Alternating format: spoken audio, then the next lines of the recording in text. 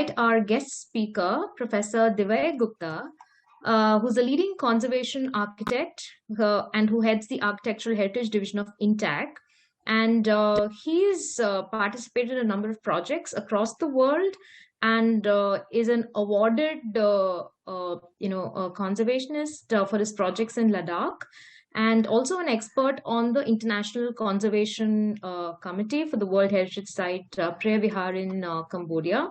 He's a member of the National Culture Fund and Advisory Committee to the Government of India on World Heritage Matters, visiting faculty, and member on the Board of Studies of Department of Architecture Conservation at SPA New Delhi. We are very fortunate to have him here today to speak on the topic Sacred Landscape for Shiva Bhakti at Kokar, the ancient Lingapura of Cambodia. Sir. Thank you, Deepa ji. And I hope I'm audible and visible. Hello? Yes. Yeah, thank you. So many thanks to Indica and especially Professor Ranaji to point me towards this direction. And I'm really humble in this August gathering of real Shiva experts.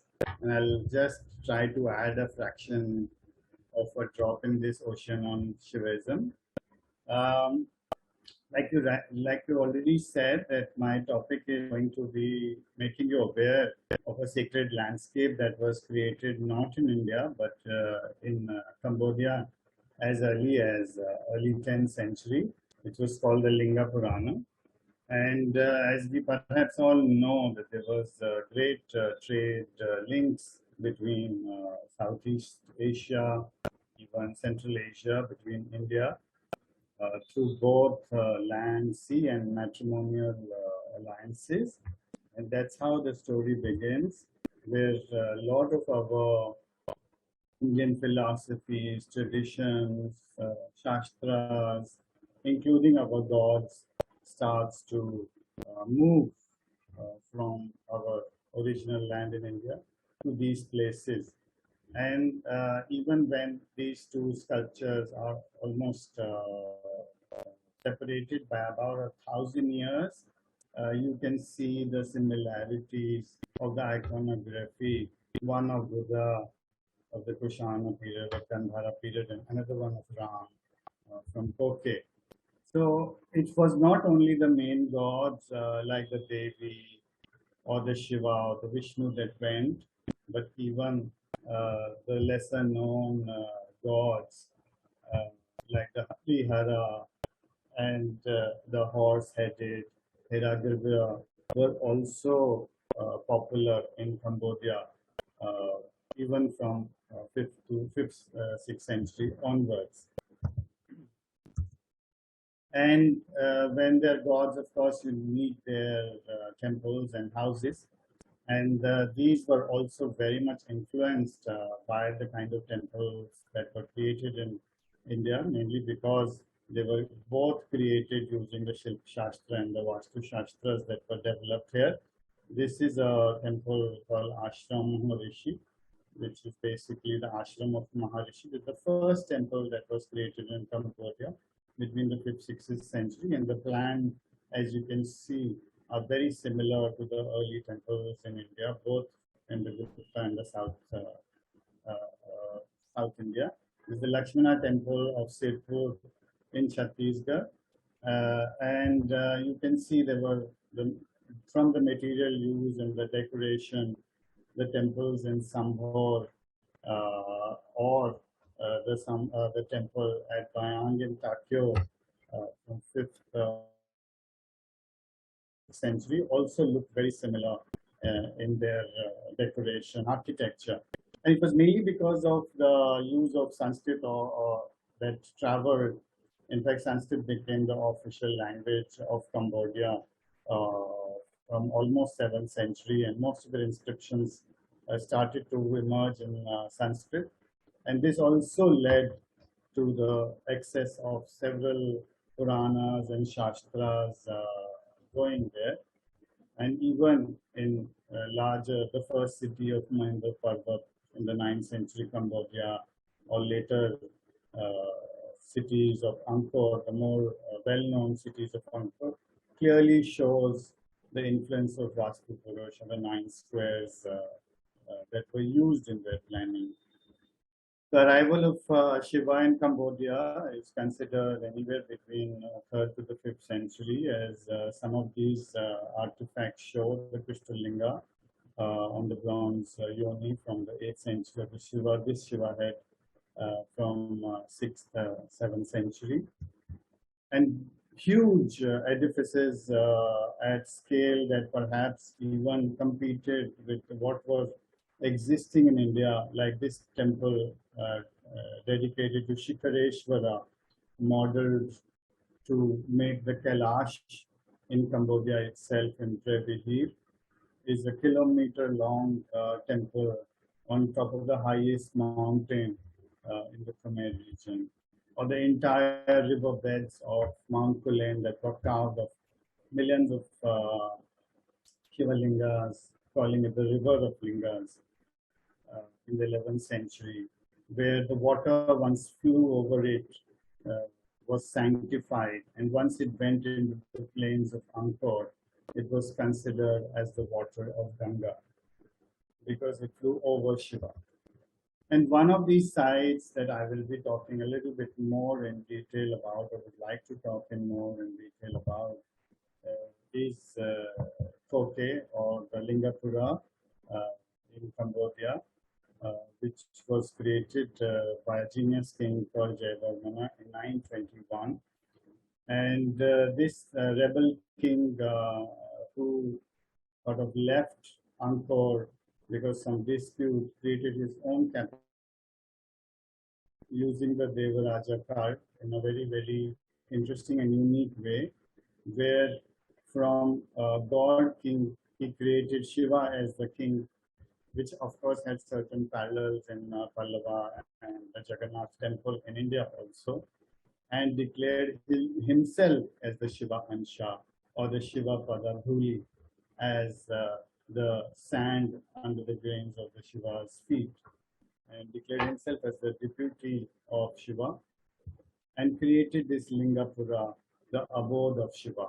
This particular site spread over close to about 45 square kilometer long, created the largest pyramidical temple ever dedicated to Shiva. And this particular pyramid, called the Prasad Crown, was modeled on Kailash. Also, this is just a reconstructed view that I have borrowed from the École Française d'Orient, where it shows that how this particular group of temple, which itself is also close to about 1 kilometer long by half a kilometer wide, which is called the Prasad Tomb complex now, look like.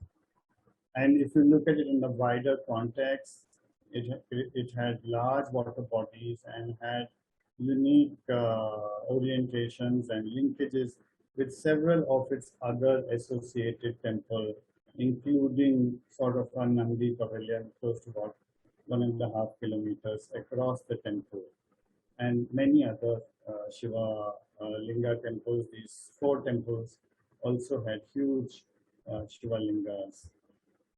This temple also had a very unique orientation and perfect geometrical alignment.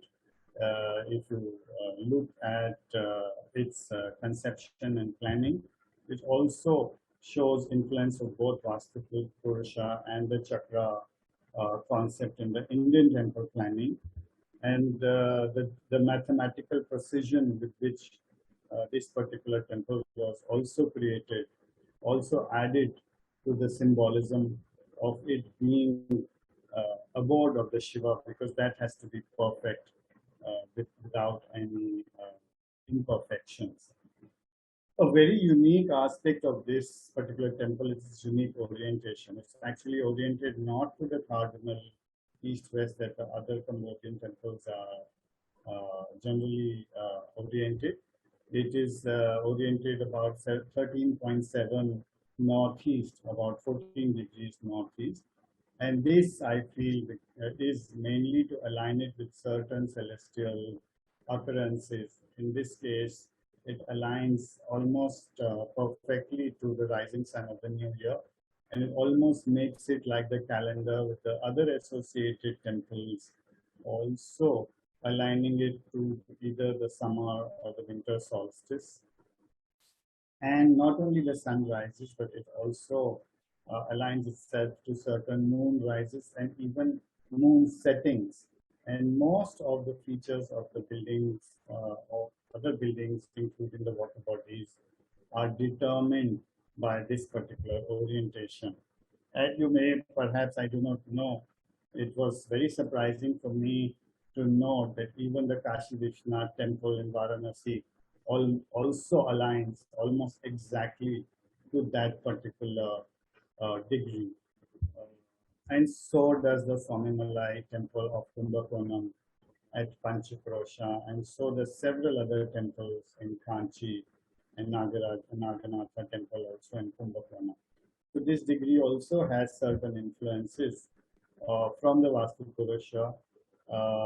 As you know that there is a particular method of calculating the real east, which is mainly the Ishan, and not only the cardinal east that is important in the Vastu Purusha.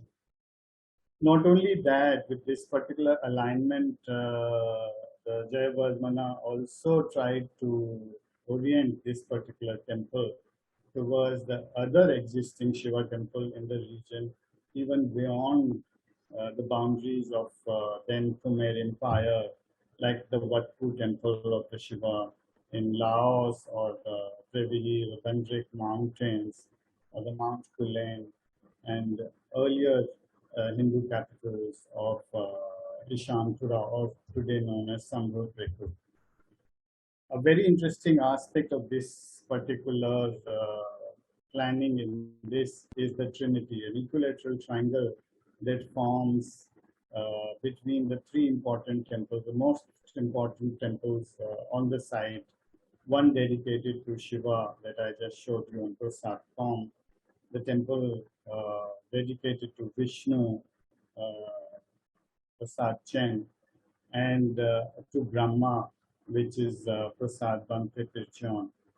And each of them had very unique iconography to itself. And this was also, again, a concept of creating the heaven on earth where all the gods, all the important gods of Hinduism were present within his capital. And these were not the only temples. He created close to about 180 temples dedicated to various gods. Most of them, almost 100 of them, to Shiva, with huge Shiva lingas, as you can see in one of the Shiva terraces temple, as it is called.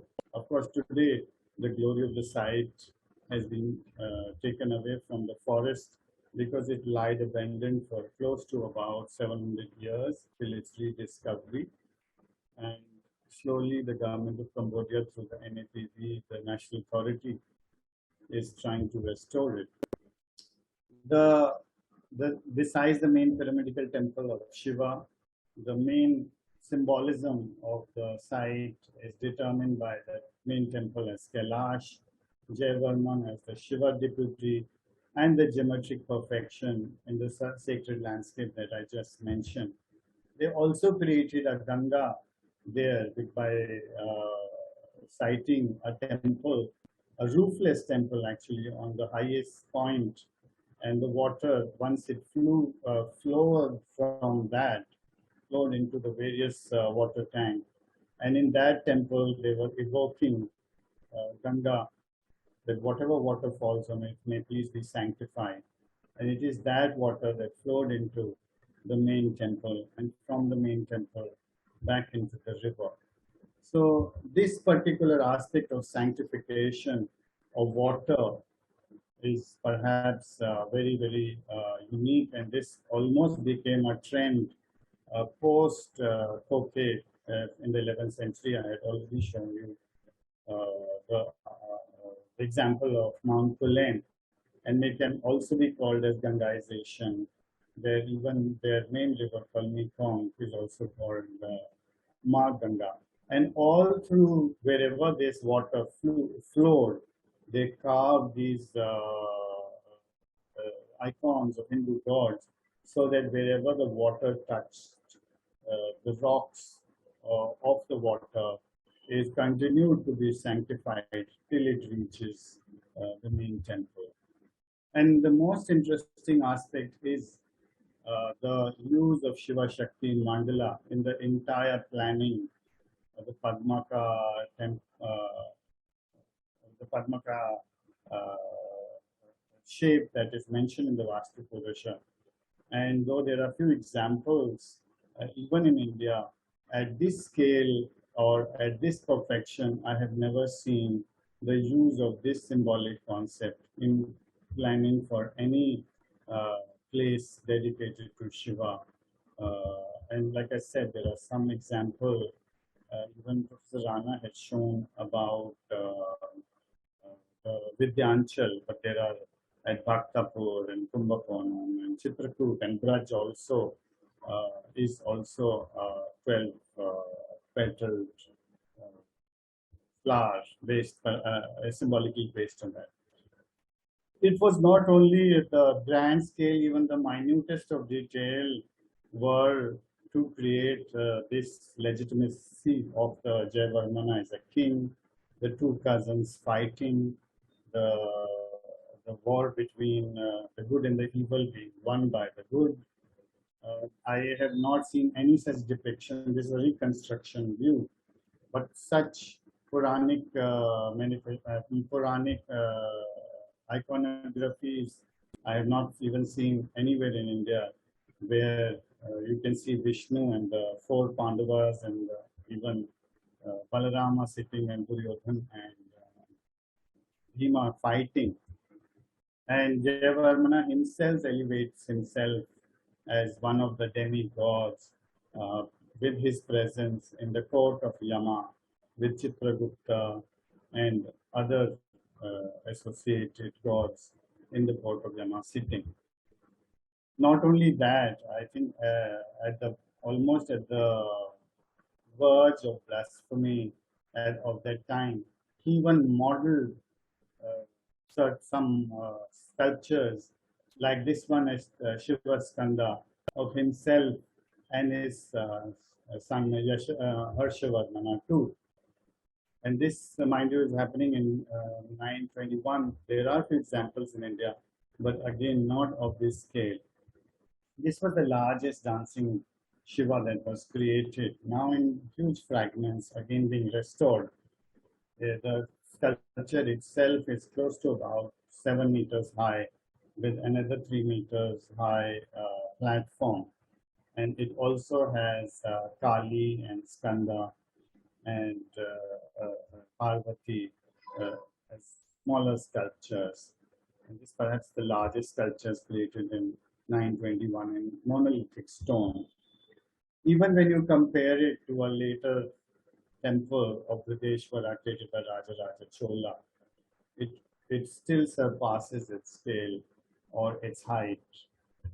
And there are several similarities even when the two sides are almost 80 to 90 years apart, Koke being earlier, the five-headed Shiva or the Raja Varna being crowned by Shiva himself to legitimize his rule. And again, the state of the Shiva temples started to emerge on the Indian landscape. The Matangeshwara in Khajuraho, the Bhoja, Temple Kaleju, Lingaraja in India I presume, could also be in a way trying to reclaim the status of center of Shivaism, which Jayavarmana gave a stiff competition. And this is, I think, where we can learn, because the site had remained in a frozen state within those 23 years that it remained. And there's much to learn, perhaps, from us also, because many of these sites have also drastically changed in these 1,000 years. But it still remains the largest Shiva temple in the world, the largest pyramidical temple. But very few people know it outside Cambodia, and I doubt how many people even know it in India. But that has not surpassed its glory, significance, and uniqueness. Even Cambodia, the country which is now almost 90% Buddhist, His Royal Excellency, the Royal King of Cambodia, uh, prays at the pyramidical temple occasionally, and several Hindu or Indian tourists still bathes or carries a bottle of milk and pours over these Shivalingas, making it continued tradition even today. And unlike whatever we want to believe in terms of Shiva being an import to Cambodia, Shiva is very much present, and he has traveled and left his footprints on the mountains and stone pieces in Cambodia.